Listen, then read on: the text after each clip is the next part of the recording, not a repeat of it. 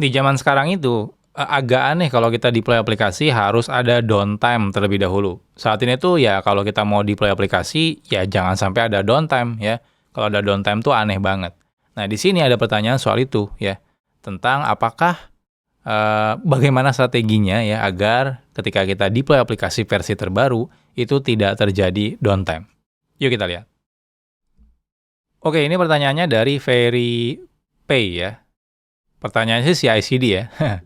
Oke, kita lihat. Halo Kang, salam kenal, mau nanya. Untuk di perusahaan besar sekelas Blibli, gimana cara handle CI/CD production? Jikalau ada perubahan khususnya di bagian back-end. Mengingat bahwa proses CI/CD ini kan perlu waktu ya.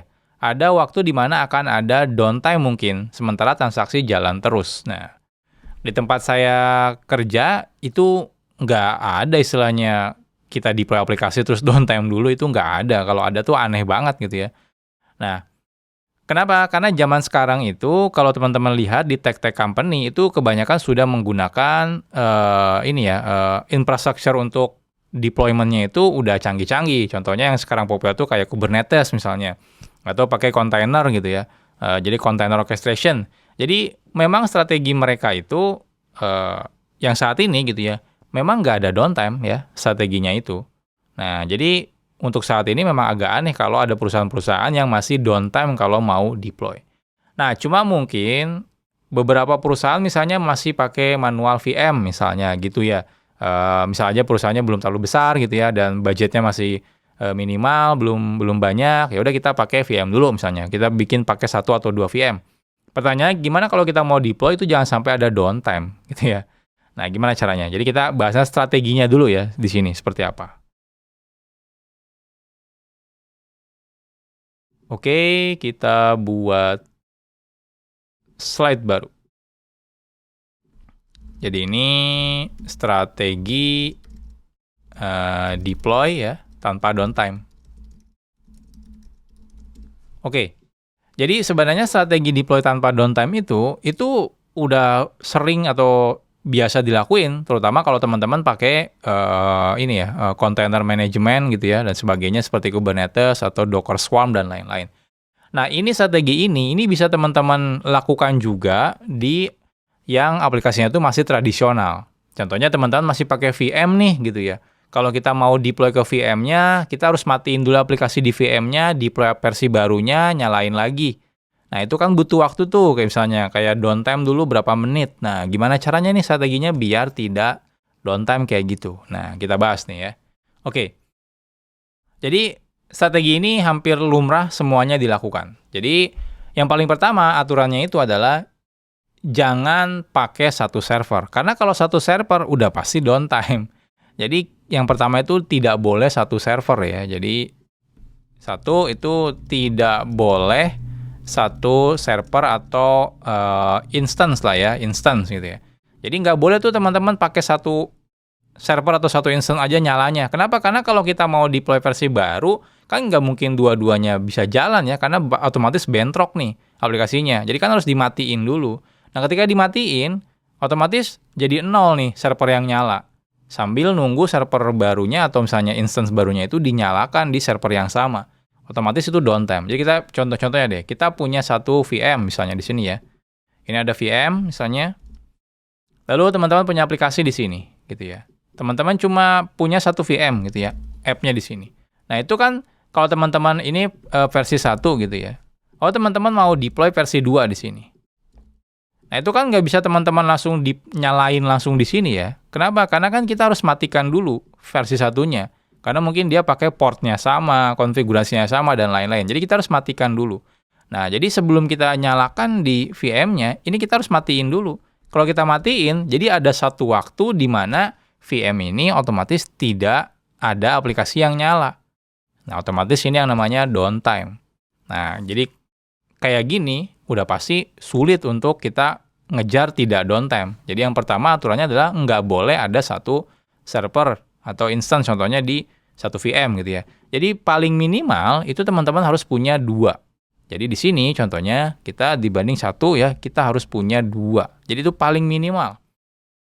Ya, paling minimal. Jadi gimana kalau kita punya 2? Oke, ini versi 1. Nanti kan versi 1 itu di sini dan dia akan nyala di sini.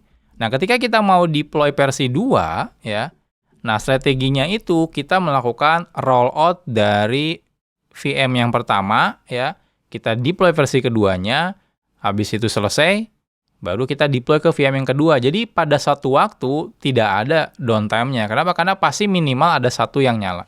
Jadi misalnya oke, kita mau deploy ke VM yang ini. Ini kan kita matikan nih. Nggak masalah ini mati karena aplikasi di sini masih nyala. Jadi nanti user masih bisa akses dari sini ke sini. Lalu kita nyalakan versi 2 ya. Nah, udah kan aman kan? Berarti sekarang 2 lagi, cuma versinya beda aja. Nah, lalu kita di sini matikan ya.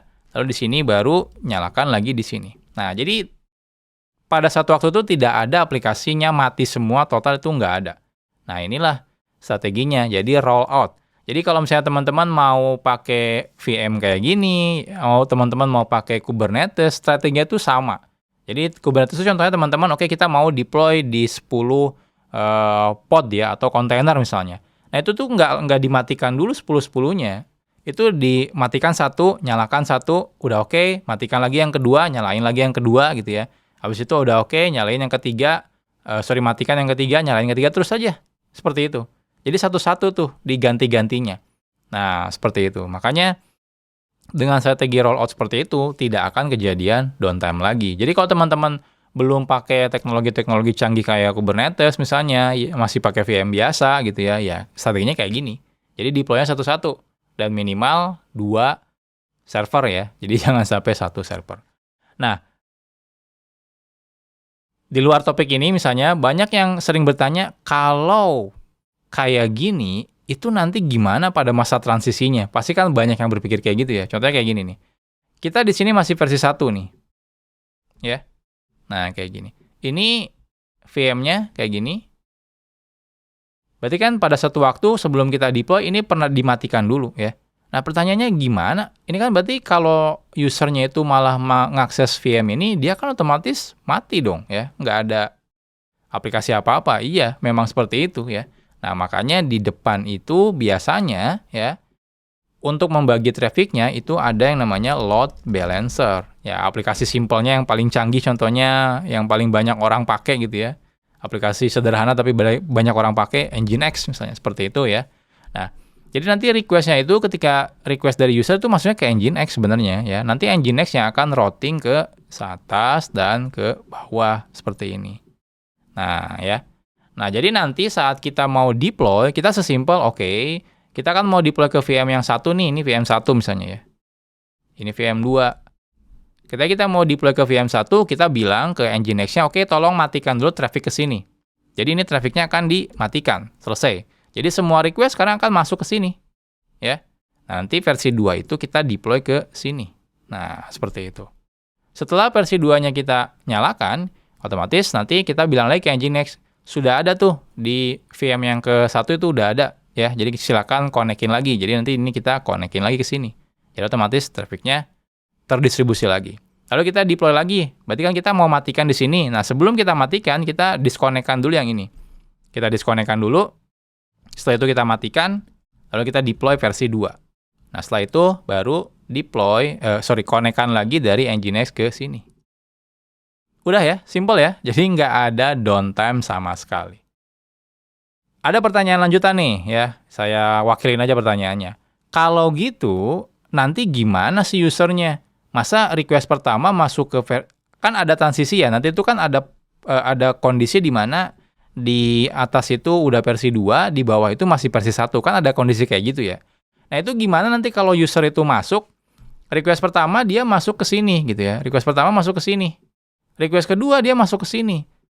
Bayangkan ini website misalnya. Website di sini versi 2 itu warnanya biru. Website versi pertama itu warnanya merah. Masa orang nanti tiap refresh berubah-ubah terus ya. Jadi warna biru, merah, biru, merah, biru, merah gitu ya. Nah, itu gimana kondisi seperti itu? Nah, itu kalau teman-teman tidak handle dengan baik, kayak gitu pasti kejadian ya. Jadi request pertama itu masuk ke VM 1, teman-teman lihat warnanya biru gitu ya. Lalu teman-teman refresh masuk ke VM yang kedua, tiba-tiba warnanya jadi merah, atau bahkan formnya hilang, karena di versi 1 itu nggak ada. Kejadian nggak? Iya, itu bisa kejadian. Nah, terus gimana cara handle-nya? Nah, cara handle-nya adalah teman-teman harus nambahin yang namanya sticky session kayak gitu ya. Jadi sticky session itu simpelnya kalau misalnya pada kondisi kayak gini, itu kan berarti servernya ada 2 gitu ya. Nanti setiap user ya, itu kan dia akan ada sessionnya ya. Nah, session ID ini. Nah, session ID itu teman-teman bisa routing ya. Jadi konsepnya itu teman-teman bisa googling deh, namanya sticky session ya. Sticky session itu simpelnya adalah kalau pada kondisi ada 2 versi yang berbeda kayak gini, kalau ada user udah dapat sessionnya itu A gitu ya, dan dia itu akan di routing ke VM 1 misalnya, maka dia tidak akan pernah dikirim ke VM yang lainnya. Jadi dia nempel terus, makanya dibilangnya sticky session. Jadi request yang kedua tuh ke sini lagi, request yang ketiga tuh ke sini lagi, request yang keempat itu ke sini lagi kayak gitu. Jadi selalu kayak gitu. Ya kecuali ketika ini dimatikan ya, ketika dimatikan ya berarti semuanya itu pasti naik ke sini. Nah, tapi pada kondisi ada 2 aplikasi yang berbeda kayak gini, itu mau tidak mau teman-teman harus implementasi yang namanya sticky session. Jadi itu udah di level session manajemennya ya. Biar apa sih? Biar yang kayak tadi konsisten. Jadi jangan sampai kok request pertama keluarnya warna biru, request kedua warna merah gitu kan, aneh bolak-balik terus. Nah, dengan sticky session itu teman-teman akan nempel terus. Jadi si Nginx itu tahu, oke, session ini tuh harus selalu dikirim ke VM yang satu ini. Nah, ketika request ini baru dikirimnya ke VM yang kedua. Nah, jadi seperti itu. Nah, teman-teman cari deh strategi sticky session itu banyak banget ya. Teman-teman tinggal googling aja atau tanya AI lah gimana implementasinya di aplikasi atau framework atau web teknologi yang teman-teman gunakan. Nah, jadi ini ya, gimana caranya biar kita tidak harus downtime ya. Dan saya tambahkan beberapa pertanyaan lanjutannya. Dari Sabang sampai Merauke, para coder bersatu, tekan tombol subscribe, jangan pernah ragu-ragu. Nyalakan juga loncengnya biar update selalu. Ini channel kita semua, Programmer Zai.